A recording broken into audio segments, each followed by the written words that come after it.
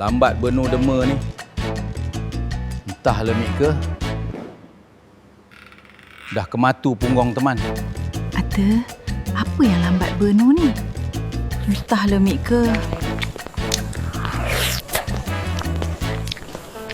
Tes 1 2 3.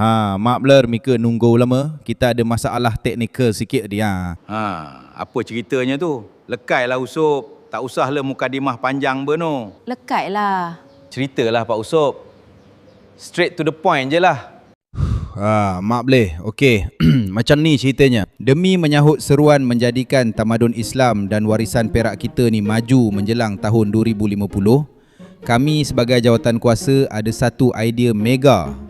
Kita nak jadikan kampung Dolah kita ni maju sampai peringkat international.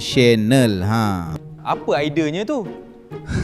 Kalau bak idea tu, Mi ke jangan tanya teman. Itu biar si Ude dengan Don yang cerita. Dipersilakan Yop.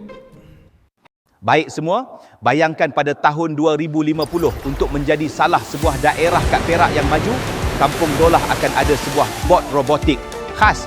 Mesin bot ni, we travel to the future, dia guna sistem high-tech AI detection tau. Dia boleh scan and detect keberadaan ikan tu kat mana. Lepas tu, the most mind-blowing part, dia siap boleh trigger efek transparent bagi air keruh, jadi crystal clear. Nelayan kita tak payah penat cari lubuk lagi, easy gila terus nampak ikan live depan mata. Confirm automated reach kaya raya. Power gila kan? Mika bio bebeno Don. Udah gila agaknya. Yelah tu. Sekarang keluar buaya, habis di libahnya libahnya bergegar satu kampung ni. Lepas tu apa lagi? Cerita. Bertenang semua, bertenang. Ya? Baik, untuk idea seterusnya, bagi memastikan negeri Perak dan Kampung Dolah kita ni terkenal seluruh semesta, teman perkenalkan projek robot pintar warisan.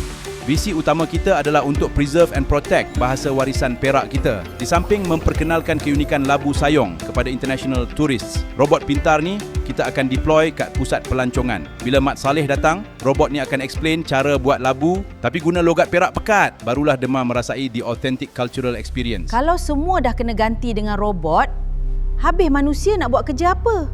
Guna AI ni nampak slope lah Pak Ude. Tak ada soul. Aku nak tanya, kita semua ni dah tua. Siapanya nak buat kerja-kerja ni? Kami tak fikir ke? Generasi muda kita lah Yop. Kalau bukan kita yang tanam semangat ni sekarang, siapa lagi? Bagi teman, lebih baik mati berjuang kerana membela warisan terus hidup daripada hidup tapi mati kerana membiarkan negeri ni hilang jati diri.